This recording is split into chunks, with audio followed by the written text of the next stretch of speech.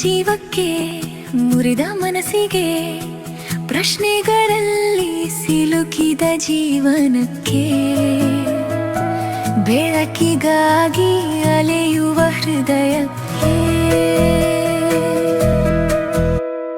ಸತ್ಯವೇದದಿಂದ ಹೃದಯಕ್ಕೆ ಒಂದು ಮಾತು. ಪ್ರಿಯರೇ, ಮತ್ತೊಮ್ಮೆ ಹೃದಯಕ್ಕೆ ಒಂದು ಮಾತು ಕಾರ್ಯಕ್ರಮಕ್ಕೆ ಸ್ವಾಗತ. ನಿನ್ನೆ ತೋಟದ ಬಾಗಿಲು ಮುಚ್ಚಿತು, ಮಾನವನು ಹೊರಗೆ ಬಂದನು.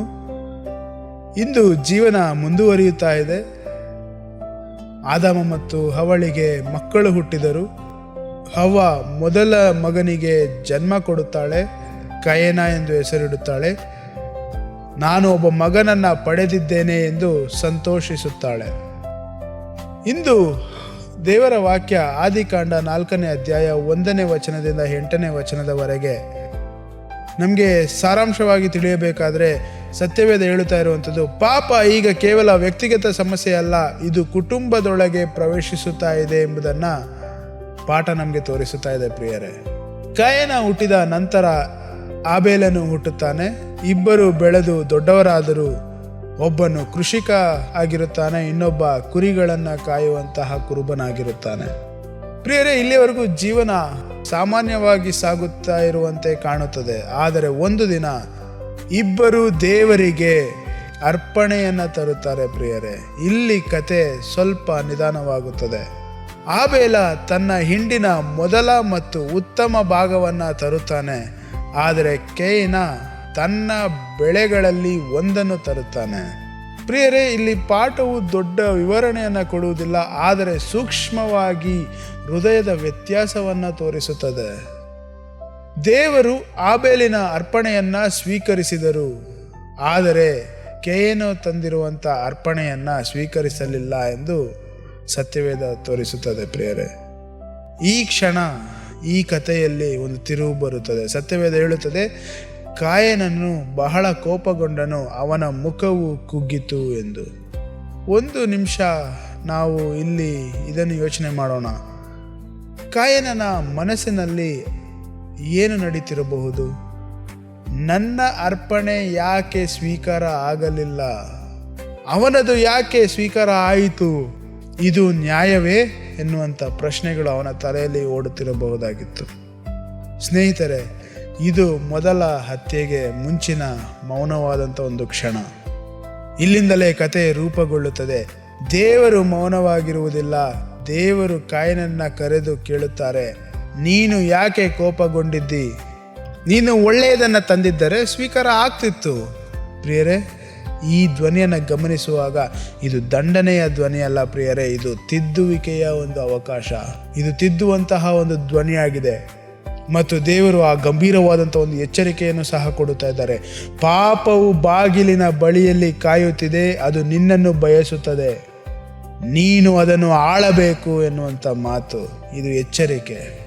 ಪ್ರಿಯರೇ, ಇದು ಅತ್ಯಂತ ಮಾನವೀಯ ವಾಕ್ಯವಾಗಿದೆ. ಪಾಪ ಒಳಗೆ ತಕ್ಷಣ ಪ್ರವೇಶಿಸುವುದಿಲ್ಲ, ಅದು ಬಾಗಿಲಲ್ಲಿ ನಿಂತು ಕಾಯುತ್ತದೆ ನಮ್ಮ ನಿರ್ಧಾರಕ್ಕಾಗಿ. ಅಂದರೆ ಕಾಯೇನ ಇನ್ನ ನಿರ್ಧಾರ ಮಾಡಿರಲಿಲ್ಲ, ಇನ್ನೂ ದಾರಿ ಬದಲಾಯಿಸಬಹುದಾಗಿತ್ತು. ಅವನು ತನ್ನ ಹೃದಯವನ್ನು ಇನ್ನೂ ಮೃದುವಾಗಿಸಬಹುದಾಗಿತ್ತು. ಆದರೆ ಕಾಯೇನನು ಮೌನವಾಗಿರುತ್ತಾನೆ. ಮತ್ತೆ ಒಂದು ದಿನ ಅವನು ತನ್ನ ತಮ್ಮನನ್ನು ಹೊಲಕ್ಕೆ ಕರೆದುಕೊಂಡು ಹೋಗುತ್ತಾನೆ.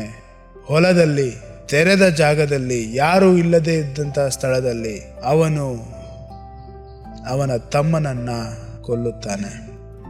ಪ್ರಿಯರೇ, ಕಾಯೇನನ ಹೃದಯದಲ್ಲಿ ಇದ್ದಂಥ ಹೋಲಿಕೆಯ ಬೀಜ, ಕೋಪದ ಬೆಂಕಿ, ಹೃದಯದ ಕಠಿಣತೆ ಒಂದು ರಕ್ತವನ್ನು ಚೆಲ್ಲಿಸುತ್ತದೆ. ಪ್ರಿಯರೇ, ಅಂದರೆ ಏದೆನ್ ತೋಟದಲ್ಲಿದ್ದಂಥ ಪಾಪ ಇಂದು ಆದಾಮ್ ಮತ್ತು ಅವಳ ಮನೆಗೆ ಬಂದಿದೆ ಎಂಬುದನ್ನು ನೋಡಬಹುದು.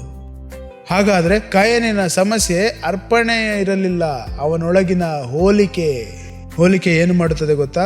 ಅದು ಸಂತೋಷವನ್ನು ಕಸಿದುಕೊಳ್ಳುತ್ತದೆ, ಅದು ಕೃತಜ್ಞತೆಯನ್ನು ಕೊಲ್ಲುತ್ತದೆ, ಅದು ಸಂಬಂಧವನ್ನು ವಿಷಮಯಗೊಳಿಸುತ್ತದೆ. ನಾವು ಕೂಡ ಇದನ್ನೇ ಅನುಭವಿಸುತ್ತೇವಲ್ಲವೇ?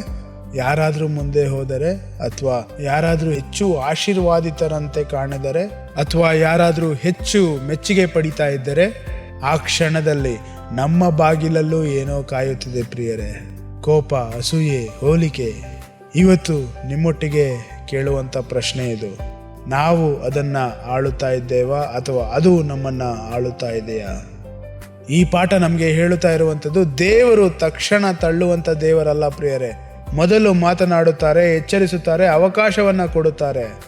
ಆದರೆ ಕಡೆಯಲ್ಲಿ ನಿರ್ಧಾರ ನಮ್ಮ ಕೈಯಲ್ಲಿದೆ.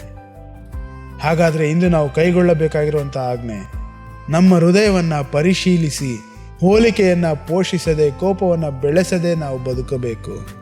ಯಾಕೆಂದರೆ ಬಾಗಿಲಲ್ಲಿ ಕಾಯುತ್ತಿರುವುದನ್ನು ಒಳಗೆ ಬಿಡುವುದು ಸುಲಭ, ಆದರೆ ಹೊರಗೆ ರಕ್ತವಾಗಿ ಕಾಣುವಾಗ ತುಂಬ ತಡವಾಗಿರುತ್ತದೆ ಪ್ರಿಯರೇ.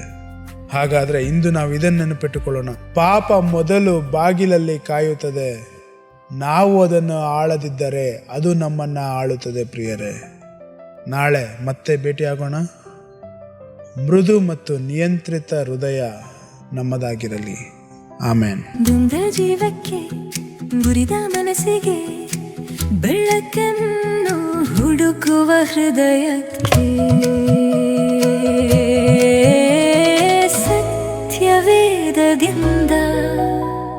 ಹೃದಯಕ್ಕೆ ಒಂದು